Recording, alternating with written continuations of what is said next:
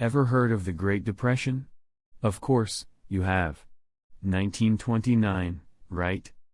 But what if I told you there was another, equally devastating, and arguably more forgotten, Great Depression that happened decades earlier?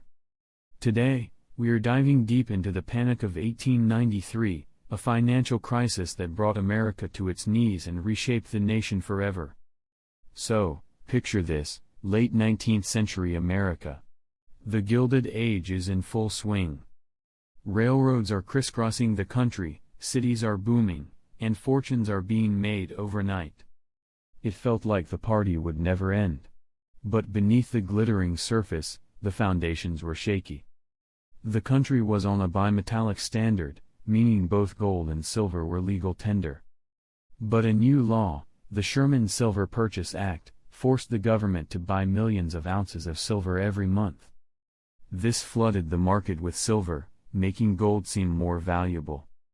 People, and even foreign investors, started rushing to trade their paper money and silver certificates for gold, draining the U.S. Treasury's gold reserves at an alarming rate. The first domino fell in February 1893. The Philadelphia and Reading Railroad, a massive company that had overextended itself, went bankrupt. This wasn't just any company, it was a giant. Its collapse sent shockwaves through Wall Street. Panic set in. Investors started selling stocks like crazy. Banks, heavily invested in railroads and other speculative ventures, started to fail. On May 5, a day that became known as Industrial Black Friday, the stock market absolutely cratered. The fallout was catastrophic. Within a year, over 15,000 businesses had failed. 500 banks shut their doors, taking people's life savings with them. The most visible impact was on the railroads. 1/4 of the nation's railroads went into receivership. Construction ground to a halt. This wasn't just a Wall Street problem, it hit Main Street hard. Unemployment skyrocketed. In some cities, the rate hit an unthinkable 25 to 30%. Without unemployment insurance or any social safety net, millions were left destitute. People lost their homes, their farms, and their hope. Soup kitchens, run by charities, saw lines that stretched for blocks. Armies of unemployed men, known as tramps, wandered the country on freight trains, searching for any work they could find. One of the most famous responses to this desperation was Coxey's Army. In 1894, an Ohio businessman named Jacob Coxey led a march of unemployed workers to Washington, D.C. They were demanding that the government create public works programs to provide jobs, like building roads. It was a radical idea for the time, though the protest was ultimately broken up and Coxey was arrested for walking on the Capitol grass. It was a powerful symbol of the public's desperation and a precursor to the New Deal programs of the 1930s. So how did it end?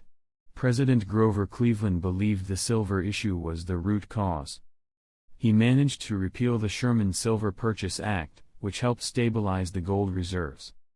But the real turning point came from an unlikely source, a massive gold rush.